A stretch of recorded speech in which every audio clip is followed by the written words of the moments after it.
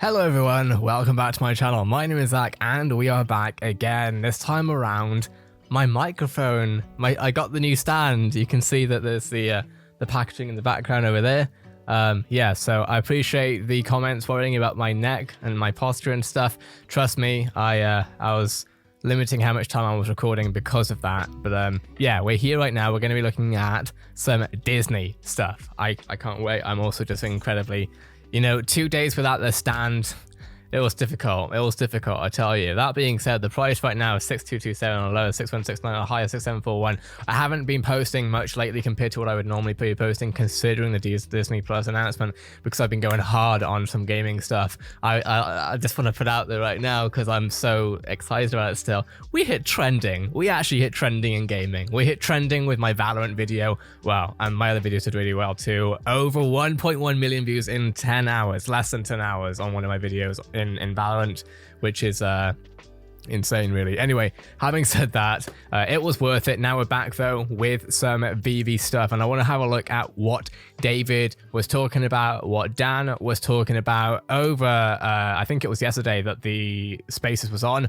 I've already posted a little bit of it, going over David's speech, if you like, in the VeVe Spaces, but now I want to have a look at some of what they're talking about regarding fandom, regarding utility, OMI utility specifically. Very exciting stuff. So yeah, let's get into it. I'll tell you a story about me and Dan. We, just to get to understand the brand a lot more, we managed to visit the Star Wars Disneyland, the attraction, and the night before, we were doing study. We watch all the YouTube, what not to do, what to do.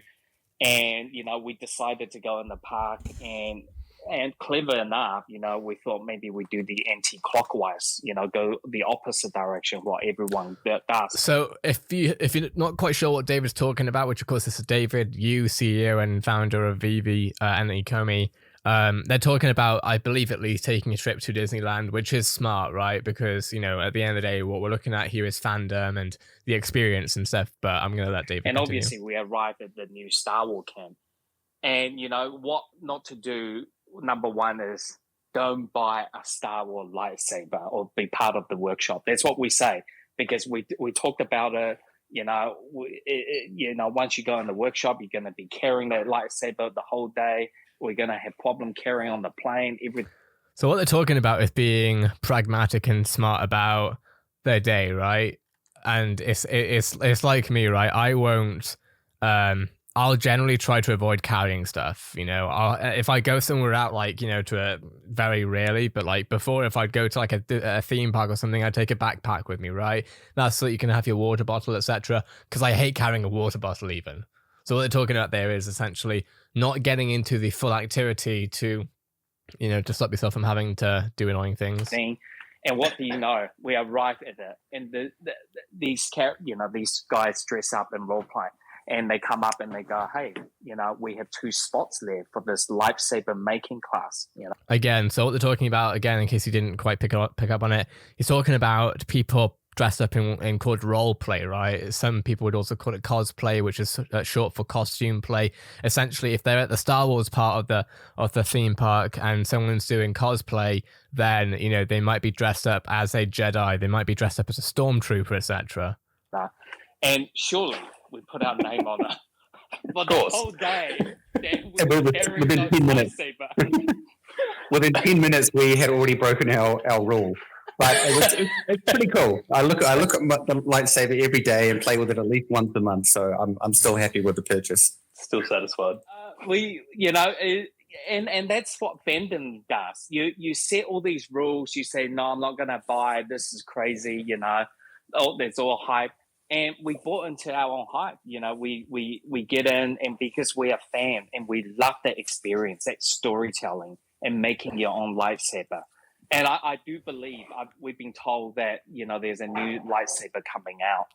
Now, to a certain extent, what this also means is that logic kind of fandom will always, or at least a lot of the time, fandom will overtake what's logical, right? The logical, pragmatic thing to do was to not get the lightsaber so that they didn't have to go around the entire thing with a lightsaber in their hands, because that's a lot to carry, right? It's annoying as heck.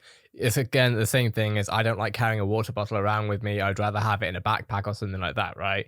Just because it's you know, you want to have two hands free and you know, whatever, right? It's just annoying. Now, even with that pragmatism, I don't even know that's a word. Either way, though, you know, the fandom and the experience is what got them in there because they were emotionally connected to it, right? As well, or maybe it's already out, a quite special one. So, you know, if you guys get to visit DCon, you're next to Anaheim, you know, if you get a chance to pop over to Disneyland, you know, it's definitely worth looking at it. Yeah, it's totally amazing. Yeah, that sounds good to me. I think there's a staff trip planned after DCon, just so you guys are aware. Oh, great. You must definitely get me one of those things. I'll tell you. I'll talk to you afterwards. I'll add it to your list, David. That's it. Yes. Apparently, there's these new lightsaber that come out, but it's actually like a real light goes up. Yeah, so there's no perfect grade anymore. Apparently, it's all right. It's some kind of new fancy technology. Laser.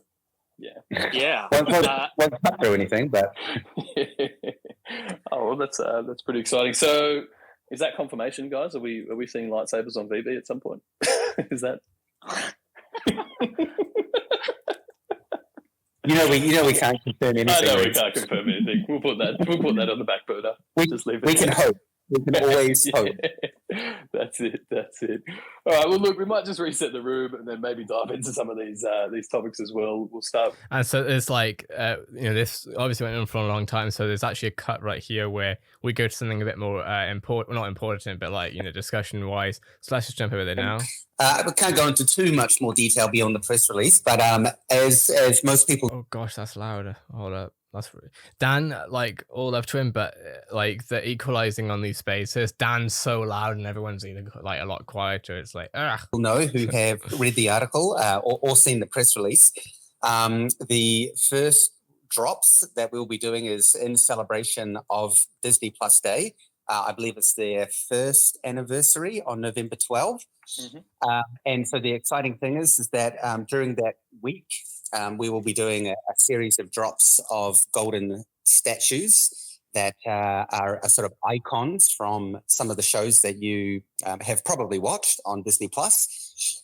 I can tell you that the golden statues are just absolutely beautiful, and the the team over at Disney have been really such a pleasure to work with. I think the reason we kind of gelled with them early on is that both companies have a very similar ethos, and even though we're a technology company and they're a licensing or IP company, at our heart we are all about the fan and the collector experience, and I think that's what resonated with them very early on.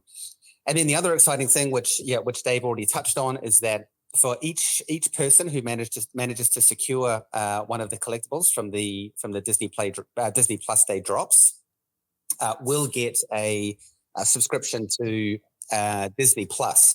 Which again, I think it's so encouraging that we're starting to see these big licensors that have come on board with VeVe to realize that there's an extended layer to what we're doing, which is the utility. And I'm really excited going into 2022 that we can anticipate to see a lot more of that utility coming into the NFT space. So the fact that a big IP company like Disney and along with MGM and James Bond are kind of leading the cause. It's just it's so cool, and I'm just super excited to see what we're going to be seeing in the future. You got to think, right? The guys behind this specifically, and obviously there's a larger ECOMI team, but you got to think about the fact that David and Dan have been going at this for a while now, as far as trying to get people, not people specifically, IP licenses, right? Getting them interested in something that is so, as soon as you mention blockchain, everyone runs in the general population, I suppose. It's with starting off from that to now literally working with them to essentially build new products it's mind-blowing. And this is what we were talking about at the very beginning. They must be so excited, and they know everything that's coming up right now. now that we have Disney, we know that Lucasfilm, we know that, all, Star Wars and the actual Pixar stuff, all of that is going to be on this app. That's actually mental. And so everything we were talking about from a utility point of view back in 5 months ago is basically happening, right? Now, this is before the VeVeVerse. So my guess is that eventually we're going to be able to see them scale. Because right now, it's like basically, it's very limited, I guess, edition to be able to get, like a secret rare, etc. to get, to be able to like watch it and stuff, watch, Disney Plus, get the subscription and stuff. But once it's going to be in the VeVeVerse, I would imagine that it'll be a little bit less limiting so that they can have people, basically like you have cinema tickets. I would hope that eventually there'll be NFTs that aren't necessarily the same type of NFTs as we see in drops, but more so actual simply utility-based NFTs, so that, it can be that hopefully, like, I don't know, 1,000 to 10,000 to 100,000 people are able to watch a Disney Plus film in the VeVeVerse. That's my personal hope, at least. Like I say, obviously that'll mean that those tickets aren't so scarce, but also those tickets won't be as valuable, which is actually fine in my opinion. It could even be that they're the standard price for a movie of a theater ticket, but that works perfectly. That works, in my opinion, that works perfectly because that's a lot of scale and it builds up the brand equity, and there's just no downside, especially with the licensing fee. So all these things will be coming with time, in my opinion. I don't even know if I need to try and prove that. Like, Disney Plus subscription is happening.